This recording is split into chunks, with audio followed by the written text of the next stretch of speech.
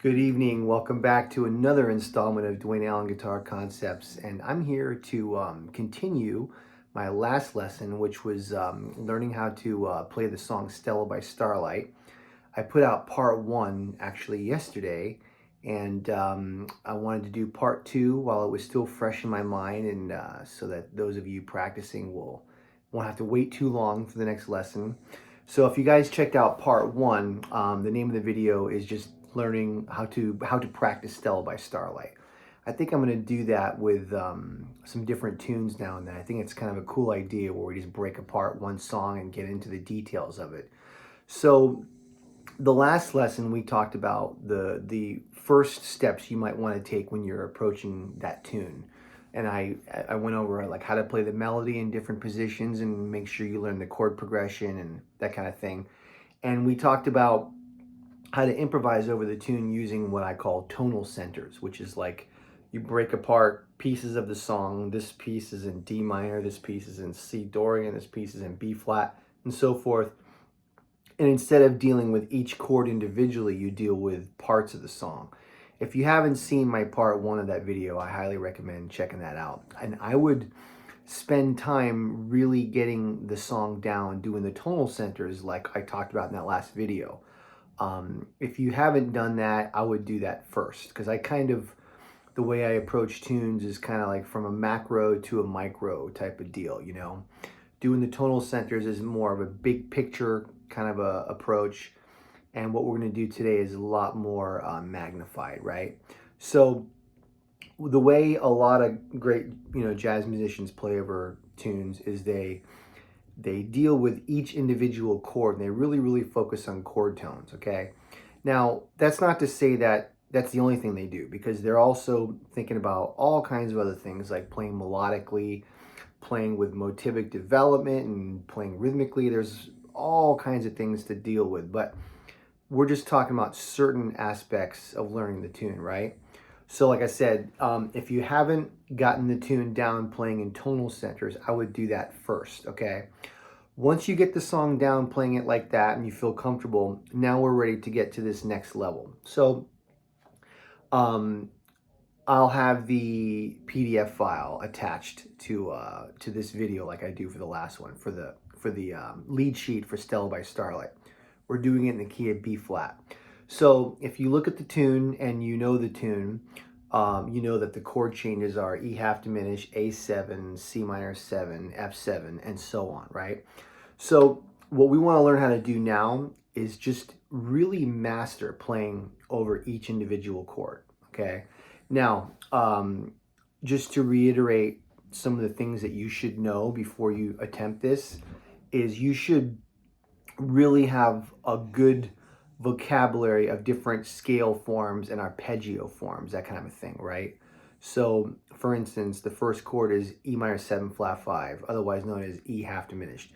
You should know how to play E half diminished in many different areas on the guitar. Like you should be able to do it here.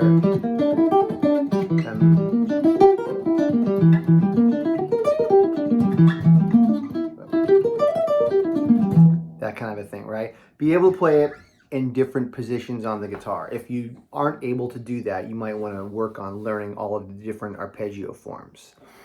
I'm not posting those here because that would be way too much information. So I'm assuming you've learned all of your different kinds of arpeggio forms. Okay, so the first most important thing that I really talk about a lot with my students is spending a lot of time improvising over one chord at a time. So let's say you're new at what we call chord tone soloing. You got to learn how to just play over one chord and just milk that one chord as long as you can. So for instance, I'm going to use the iReal Pro app, and the beautiful thing with this app is you can loop 1 bar, 2 bars, 3 bars, like I talk about in my lesson one, part one video of this. I'm going to lock in E half diminished, and what I'm going to do is when I'm soloing, I'm going to really primarily use the arpeggio tones of that chord, E, G, B flat, D. I might play some scale tones around it, but mostly I'm going to play just arpeggio chord tones, okay? Now, you'll see that I'm going to kind of move around all different places in the neck. We want to get you want to have the entire neck comfortable for you to do E half diminished, okay? So let me show you what I'm talking about. Hopefully this will loop properly. So we're just working on E half diminished.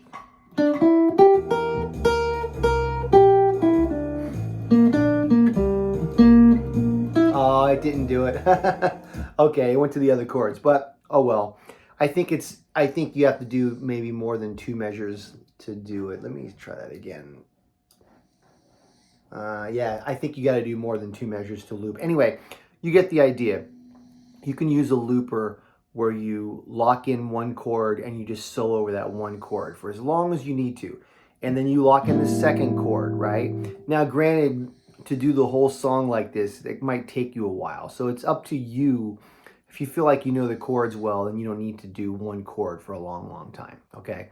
All right, so let's say you've gone through the tune and any what you might call problem chords, you know, let's say G7 sharp 5 is strange for you. Well, you lock in that chord. You really solo over G7 sharp 5 and get the hang of it, get the feel and get the sound. Get comfortable with that one. So you've got to go through the whole tune, work on each of those. Now, let's say you've done that and you're comfortable.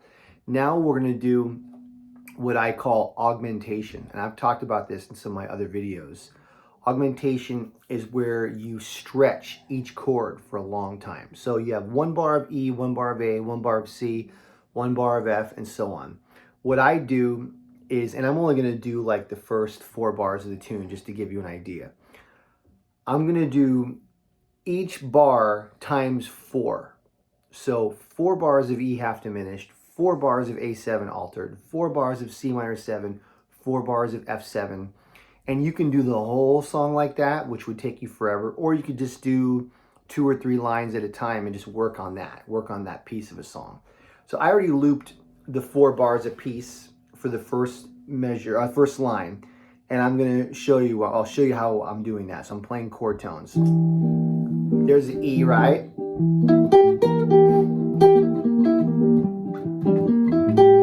A7 altered.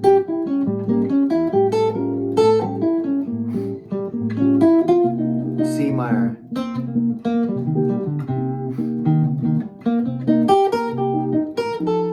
F7.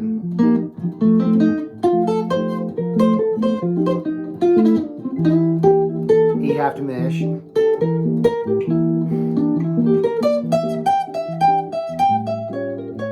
A.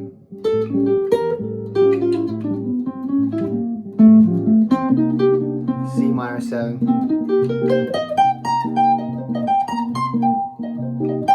F7.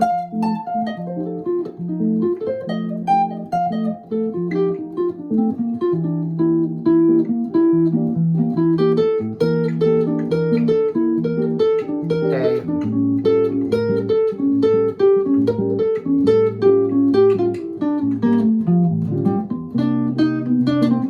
C.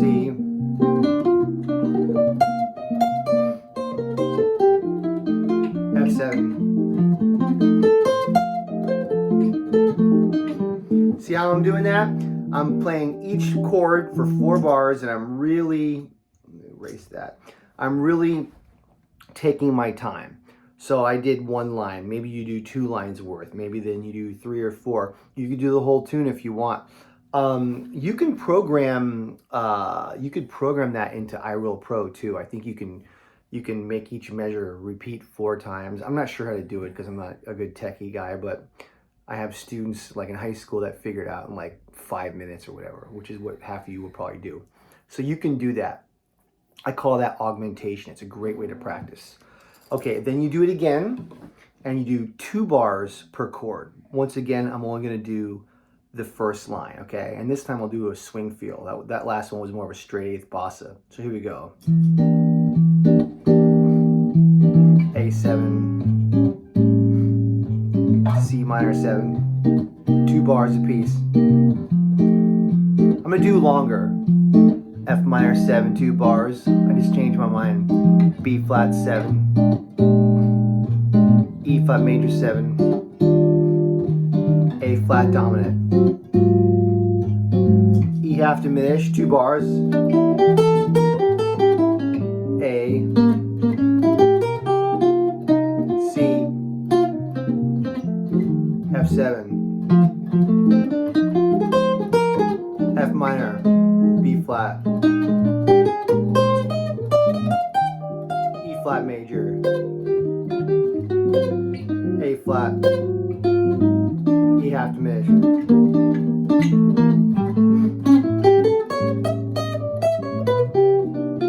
C minor 7, F minor, B flat,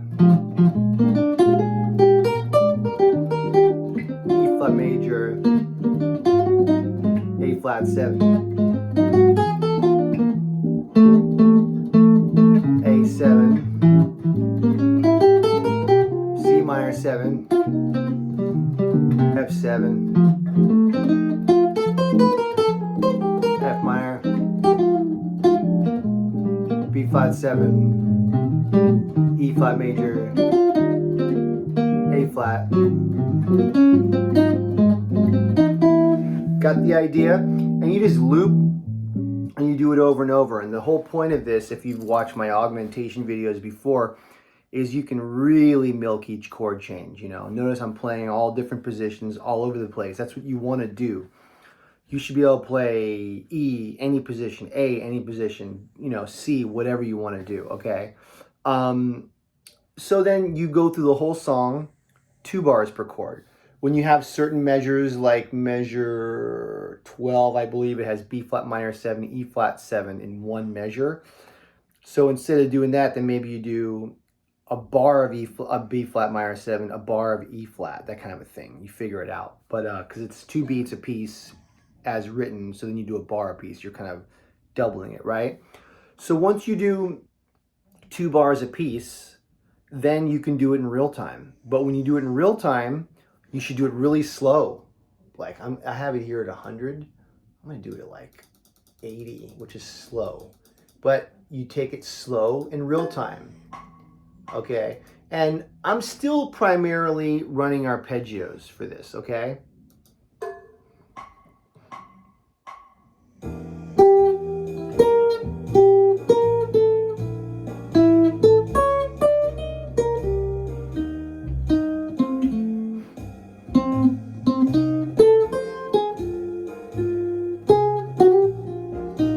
Hard to play slow.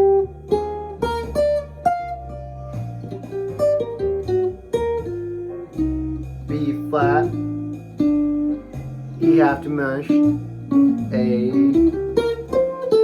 D minor, B flat, F,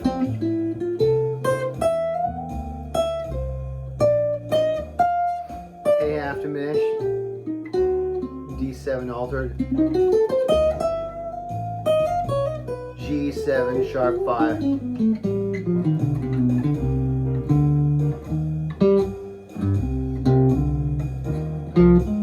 A flat,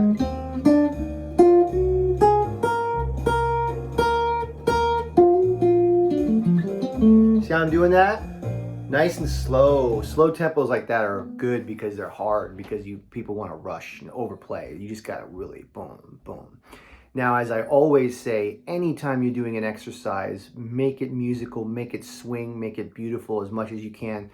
We're just doing a certain exercise, okay?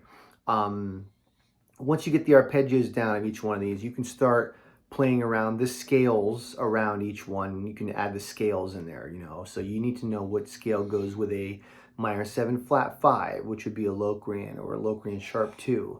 And what scale goes along with a dominant 7 altered flat 9. So you do like a half whole diminished or altered scale. You need to know all these. If you don't know these, you should figure these out. But so I'll play this time, I'll kind of do a combination of scales and arpeggios. I won't do the whole thing.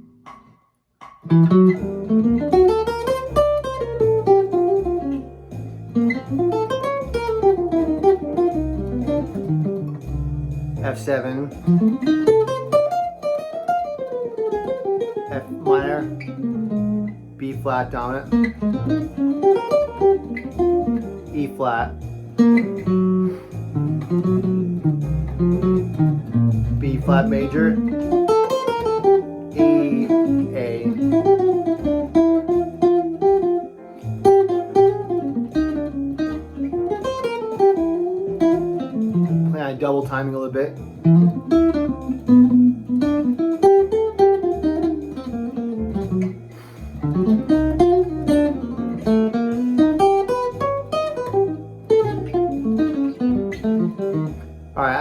on. You get the idea.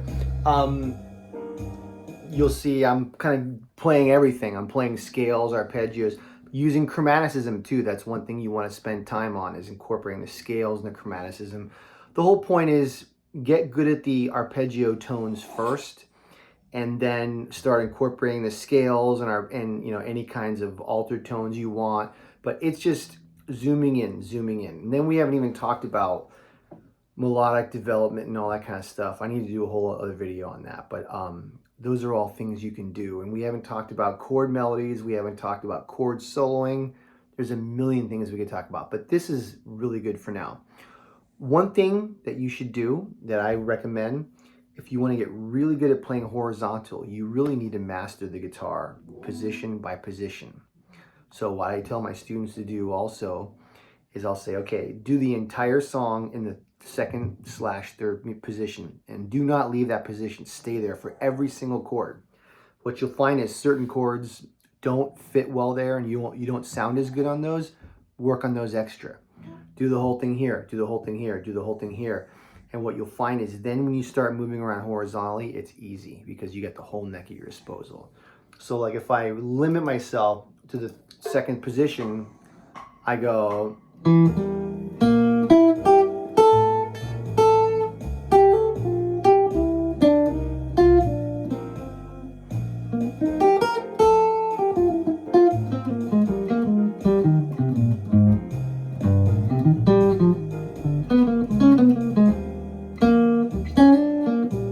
Staying right here.